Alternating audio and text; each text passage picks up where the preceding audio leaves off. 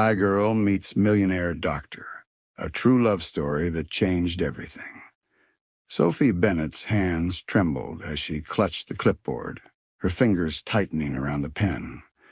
The waiting room of Maplewood Women's Health Clinic in Toronto was pristine and modern, but no amount of soft lighting or calming music could ease the anxiety twisting in her stomach. She hated being here.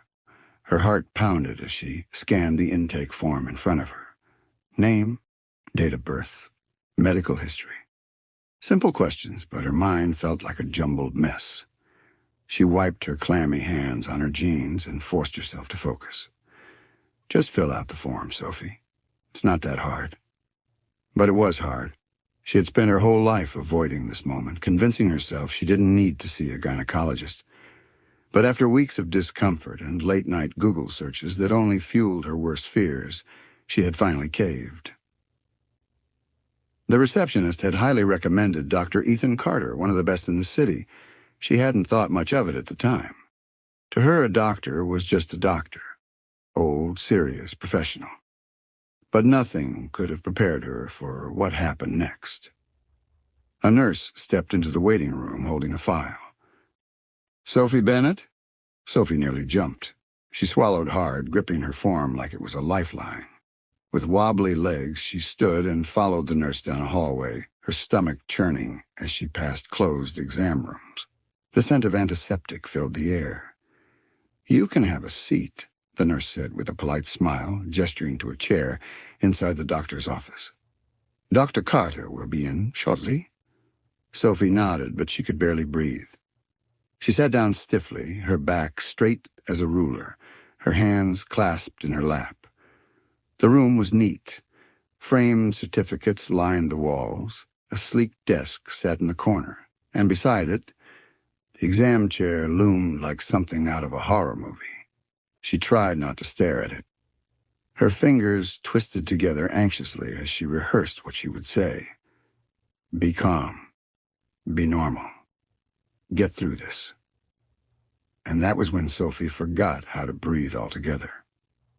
The man who stepped inside was not the kind of doctor she had pictured in her head. Dr. Ethan Carter was gorgeous, tall, broad-shouldered, effortlessly handsome. His dark hair was slightly tousled, his jaw sharp enough to cut glass, and his deep green eyes held an easy confidence. He was not supposed to look like this. Sophie's mouth went dry. "Miss Bennett?" His voice was smooth, calm, completely professional. He gave her a reassuring smile as he shut the door behind him. Sophie tried to answer, but nothing came out. She was too busy panicking. He was young. He was attractive. He was going to examine her. Oh, no. Oh, no. Ethan sat down across from her, flipping through her file. "I see this is your first visit to a gynecologist." Sophie nodded so quickly she might have given herself whiplash. Ethan's smile remained gentle. "I know this can be nerve-wracking, but I promise we'll take things at your pace. Nothing happens unless you're comfortable." She nodded again, her cheeks burning. Ethan noticed the way she tensed, the way she avoided eye contact, the way she looked like she wanted to disappear into the chair. She was different from most patients he saw, shy, timid, fragile in a way that made something in him stir. He leaned forward slightly, his tone softer. "How are you feeling?" "Fine," she lied. Ethan chuckled, a warm, easy sound. "You don't have to be nervous. I promise I'm not that scary." Sophie begged to differ. He was terrifying, not because of who he was, but because of what he was making her feel. She had never reacted to anyone like this before. Her heart racing, her palms sweating, her body hyper-aware of his every move. And the worst part, Ethan noticed. He noticed her body language, the way she avoided his gaze, the pink flush on her cheeks. She was adorable. Ethan had met thousands of patients, confident ones, nervous ones, even some who flirted shamelessly. But Sophie? Sophie was different. Her vulnerability made him want to be careful with her. He had never been the type to mix emotions with work. But something about the way she looked at him, wide-eyed and hesitant, made him want to protect her. And that was a dangerous thought. He cleared his throat, pushing those feelings aside. Focus, Ethan. You're her doctor, not some guy in a bar. Before we begin, he said, keeping his voice light, do you have any questions for me? Sophie hesitated. She had a million questions, but every single one died in her throat. So she just shook her head. Ethan's gaze lingered on her for a moment, as if trying to decode her silence. Then he smiled again. All right, let's get started. And Sophie knew, without a doubt, this was going to be the longest appointment of her life. Sophie practically sprinted out of the clinic that day. Her heart was still pounding as she walked down the busy Yonge Street sidewalk, her hands clammy, her cheeks still burning from embarrassment. She had never felt so out of place in her entire life. Dr. Ethan Carter was too much, too handsome, too charming, too intimidating. And the worst part? He had been kind, gentle, understanding, which somehow made things worse, because that meant she couldn't even be mad at him. She was mad at herself, mad at the way her stomach had flipped when he spoke to her, mad at the way her skin tingled when he reached out to shake her hand, mad at the way she had nearly melted into a puddle on the floor just from looking at him. She could never go back. Not in a million years. But fate, as always, had other plans.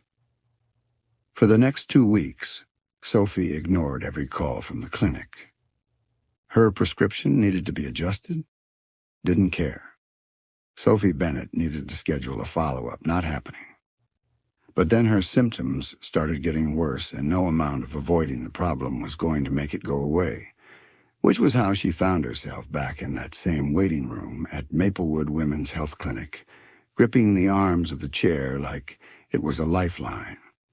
This time, she silently prayed that maybe she'd get a different doctor, someone older, someone boring, someone who wouldn't make her entire brain short-circuit. But of course, life hated her. The moment the nurse called her name and led her back to the office, the person waiting for her was once again him, Ethan Carter, looking as unfairly good as ever. He looked up from his file when she stepped in, and then he smiled. "Sophie," he said, closing the folder, "I was starting to think you were avoiding me." Her breath hitched. He noticed. Her stomach twisted as she quickly took a seat, keeping her gaze glued to the floor. I wasn't," she stammered, lying through her teeth. Ethan leaned forward slightly, resting his arms on the desk. His expression was gentle, amused, but also curious. "You missed your follow-up," he said. "And when we tried calling, you didn't answer." Sophie felt like she was dying. I got busy," she mumbled. Ethan didn't believe her for a second, but he let it slide. Instead, he studied her carefully.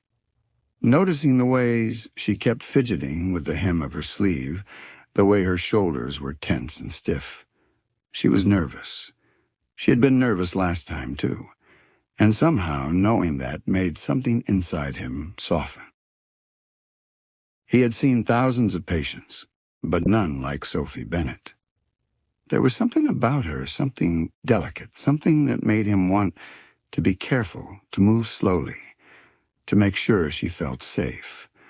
And that was a strange feeling, a feeling he hadn't expected. Sophie, meanwhile, was trying not to pass out. Every second in this room felt like torture.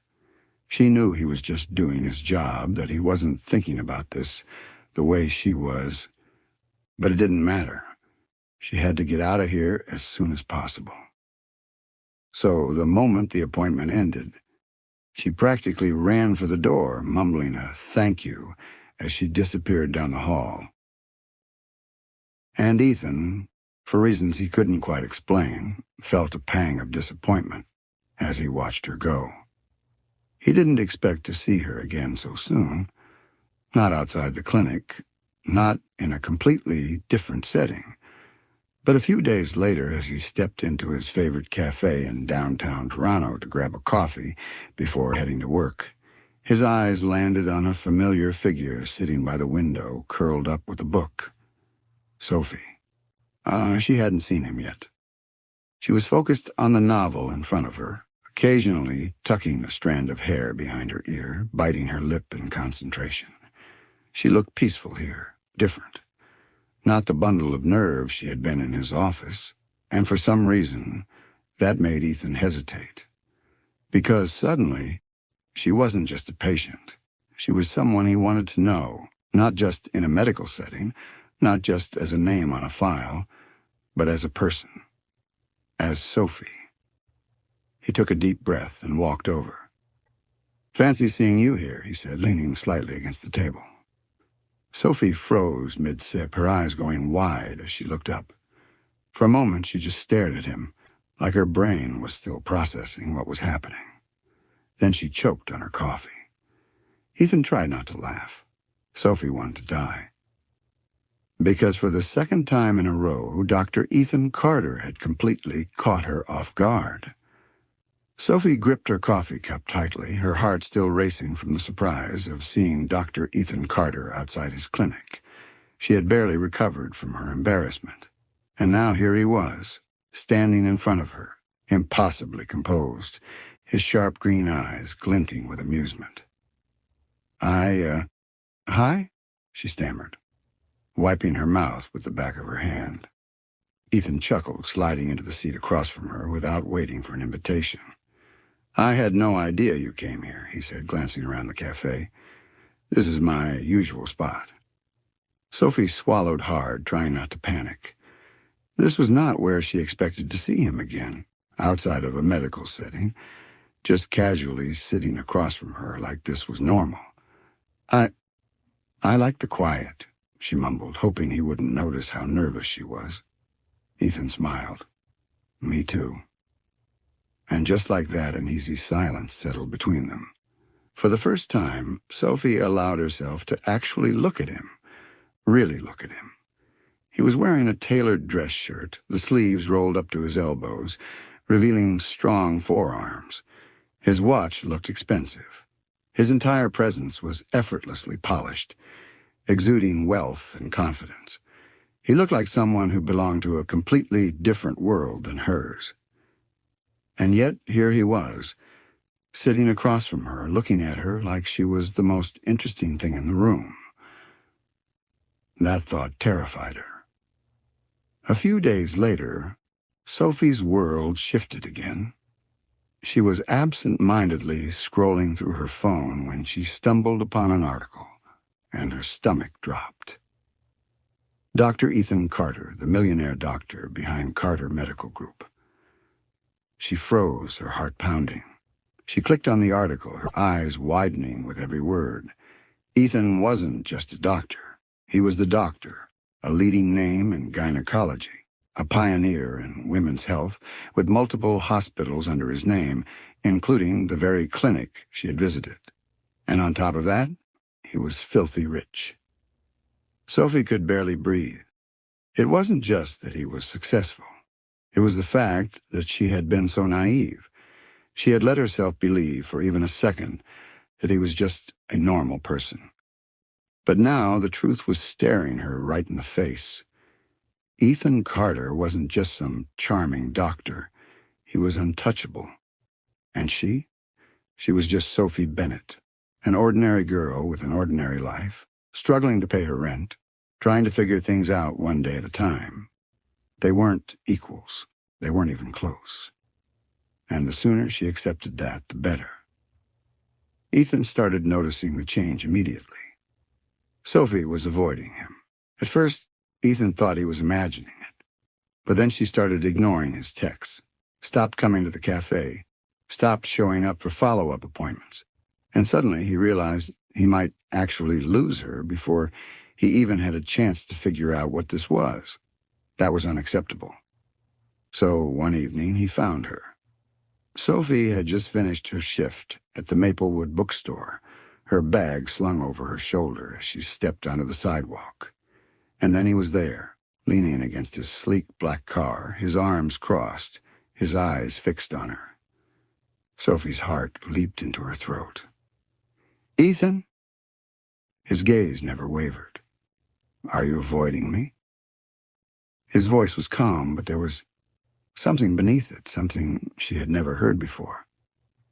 Sophie looked away. "No, I've just been busy." Ethan exhaled, stepping closer. "Sophie," he said, his voice quieter now, "don't lie to me." She clenched her fists. "Why does it matter? You're you, and I'm me. We're from completely different worlds, Ethan, and She swallowed hard.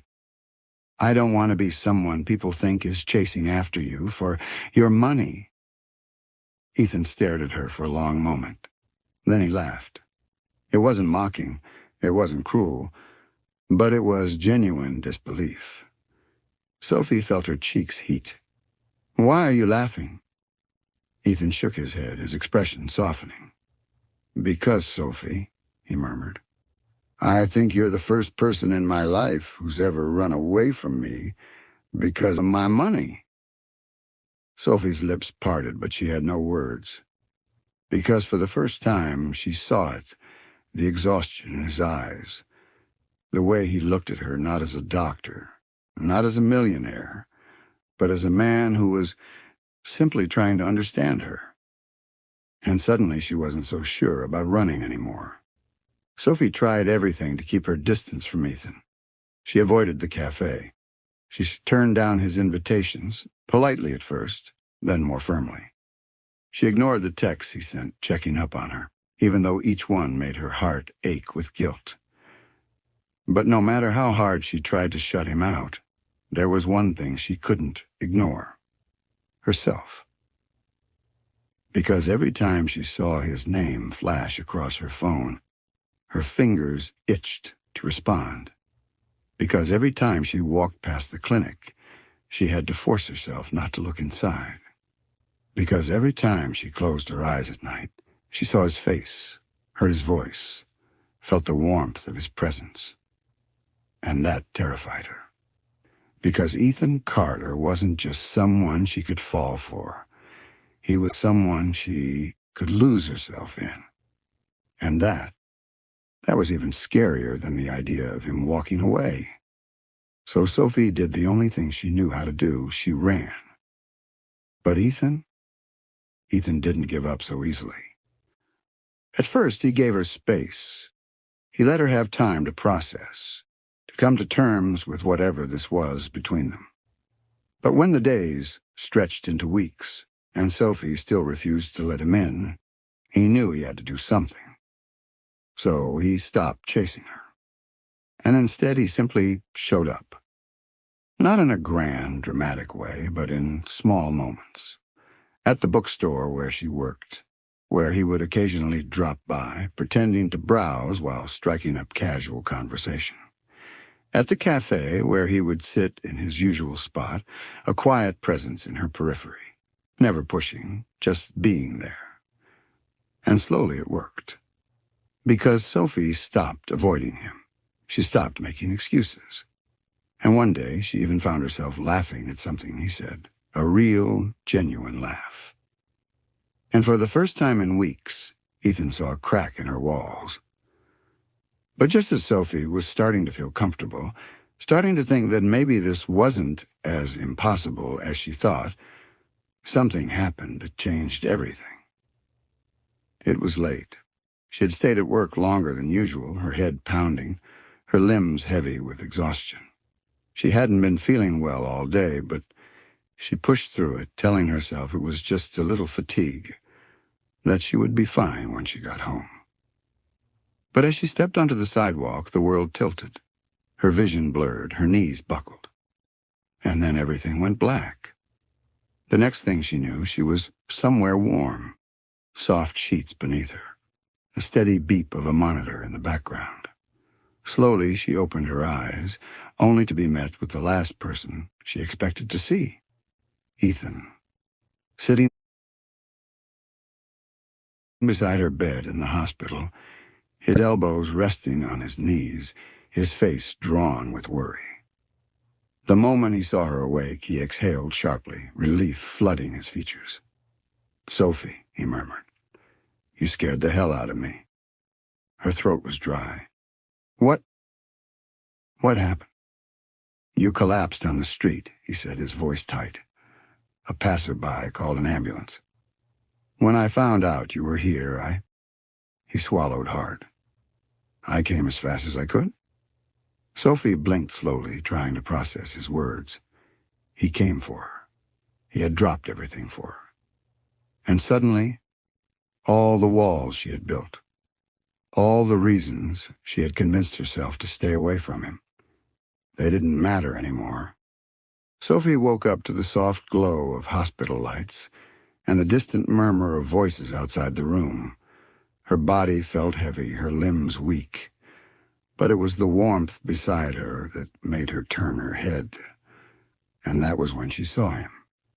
Ethan, sitting next to her bed, elbows resting on his knees, his hands clasped together. His usually sharp, confident features were drawn with exhaustion and concern. His dark hair was slightly tousled, as if he had been running his hands through it. The moment her eyes fluttered open, he exhaled sharply, relief flooding his face. "Sophie." His voice was low, raw. "You scared the hell out of me." Sophie blinked slowly, her mind still catching up. What happened?" Her throat was dry, her voice weak. Ethan leaned in slightly, as if needing to be closer. "You collapsed on the street," he said, his fingers curling into a fist. "You had a high fever. You were dehydrated, exhausted, pushing yourself too hard." Sophie swallowed, trying to sit up, but he was immediately there, his hands steadying her, supporting her.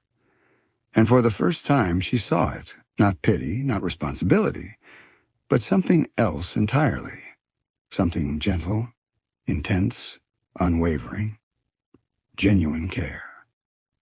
Her chest tightened painfully. He shouldn't be here. He shouldn't look at her like that. Because if he did, she might start to believe it. She might start to believe that someone like him, someone who had everything, could actually want someone like her. And she couldn't afford that kind of heartbreak. So she did what she always did. She pushed him away. "You shouldn't be here," she said, her voice barely above a whisper. Ethan's brows furrowed. "What?" Sophie forced herself to look away. "You don't have to do this." His jaw clenched. "Do what?" "This?" He gestured weakly around the room. "Taking care of you? Sitting here all night? Acting like you matter?" Ethan's entire body went still, and then his expression darkened. "So," he said, his voice suddenly low and sharp, "you think I'm here out of obligation?" She opened her mouth, then closed it again. Because, yes, that's exactly what she thought. And that thought terrified her. She didn't want to be his burden. She didn't want to be the girl he felt sorry for, so she forced herself to say it. "I don't need your charity, Ethan." His eyes flashed with something she had never seen before. Frustration, anger, something deeper. "This isn't charity, Sophie," he said, his voice tight. "This is me caring about you." She let out a short, breathless laugh. "Why?" Ethan's fingers curled at his sides. "What do you mean, why?" "Why me?" she whispered. "You have everything. Money, success, women who would do anything to be with you." Her throat tightened. "So why are you here?" His breath hitched. And then he finally said it. "Because I like you, Sophie." Sophie's heart stopped. The words hung between them, heavy, impossible to ignore. But before she could even process it, before she could let herself believe it, the fear took over again. She shook her head, her fingers gripping the hospital blanket. "No," she said, her voice barely holding together. "That doesn't make sense." Ethan's jaw tightened. "Why not?" Sophie swallowed hard, her chest aching. "Because," she whispered, You have everything, and I have nothing. Her voice trembled. So how am I supposed to believe that you actually want me? Silence. Ethan's gaze never wavered. And for the first time, Sophie saw something broken in his eyes, and she realized maybe she wasn't the only one who was scared. Ethan took a deep breath, his hands tightening into fists, before he slowly released them. For a long moment, he didn't say anything, just looked at her, his green eyes, searching, conflicted, almost vulnerable in a way she had never seen before. And then he spoke. You think I have everything, he murmured, his voice steady but quiet. That my life is perfect. That I don't know what it feels like to be not enough. Sophie frowned, her throat tight. Isn't it? Ethan let out a short breath, a bitter laugh escaping him. He shook his head. No, Sophie, it's not. She stared at him, surprised by the sharpness in his tone. She had always seen Ethan as someone untouchable, successful, wealthy, confident. But now, for the first time, she was seeing something else, something broken, something real. I wasn't always like this, Ethan continued, rubbing his hands together absent-mindedly. I didn't grow up rich. My parents worked hard, but we struggled. I put myself through med school with scholarships and part-time jobs.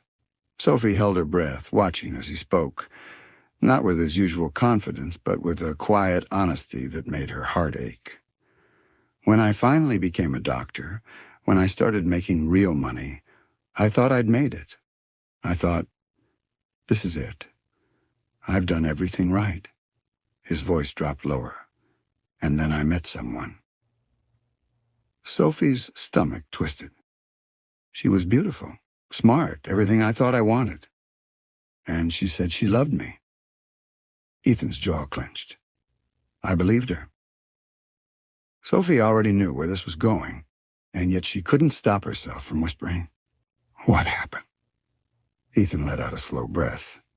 She didn't love me, he said, his voice soft but sharp. She loved my money.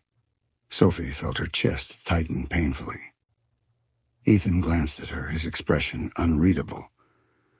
I found out she had been seeing someone else behind my back. That everything she said to me, everything we had, was just an act. Sophie sucked in a sharp breath. She didn't know what to say. Because this was not the Ethan Carter she had imagined.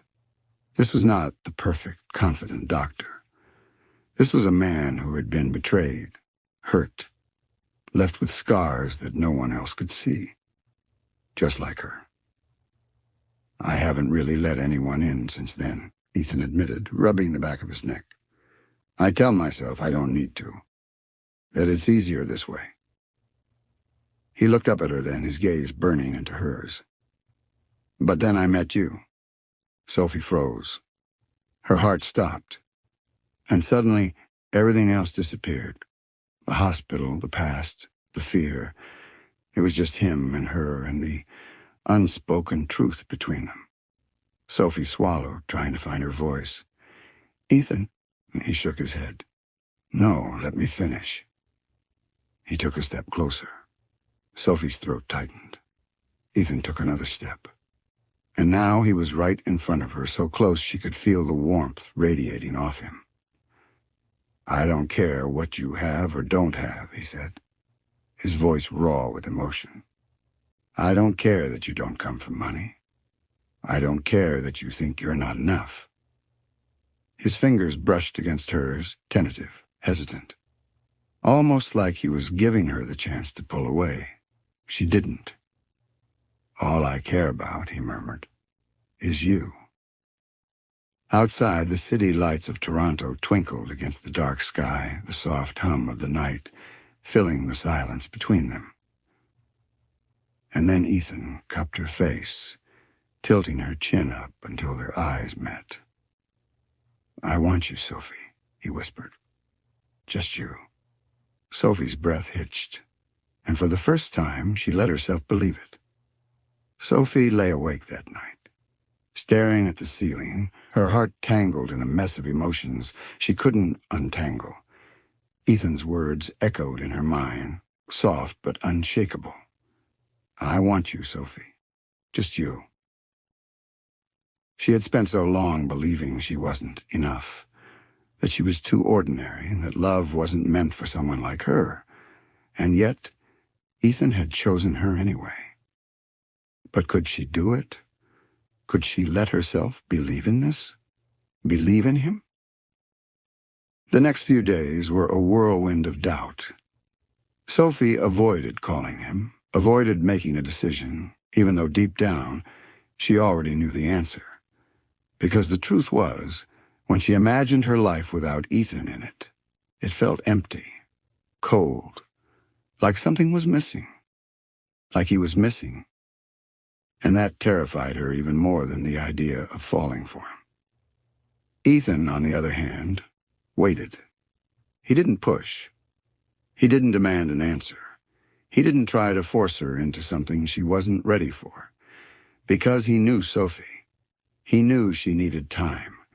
And as much as it killed him, he was willing to give her that.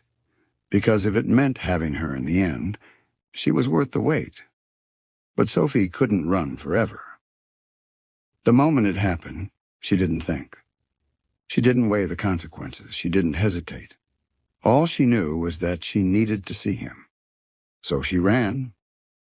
Through the crowded sidewalks of downtown Toronto, past the glowing city lights, her heart pounding in time with her footsteps, until finally she reached his clinic. She burst through the doors, breathless, scanning the reception area until she saw him, standing at the end of the hall talking to a nurse. Ethan turned at the sound of the door, his brows furrowing in surprise. But before he could say a word, Sophie was already moving, straight to him, straight into his arms. And for the first time, she didn't hold back. Ethan barely had time to react before Sophie wrapped her arms around him, burying her face against his chest, clutching onto him like he was the only thing keeping her standing. His body tensed in shock for half a second. Then he melted into her. His arms came around her, strong and steady, holding her like he'd never let go. Sophie squeezed her eyes shut, her voice muffled against his shirt. "I'm sorry. I'm so sorry." Ethan's breath hitched, and in that moment he knew. She had chosen him. She had chosen them. And nothing else in the world mattered. Sophie never thought she would end up here, wrapped in the arms of a man who had once seemed so far out of reach, her heart beating in sync with his. But now, standing in the quiet of Ethan's office, his arms anchoring her, she knew this wasn't a dream. That was real. And for the first time in her life, she wasn't afraid of it. The days turned into weeks. The weeks turned into months. And somehow Ethan became her safe place. She still had doubts. She still had moments where the voice in the back of her head whispered that she wasn't enough.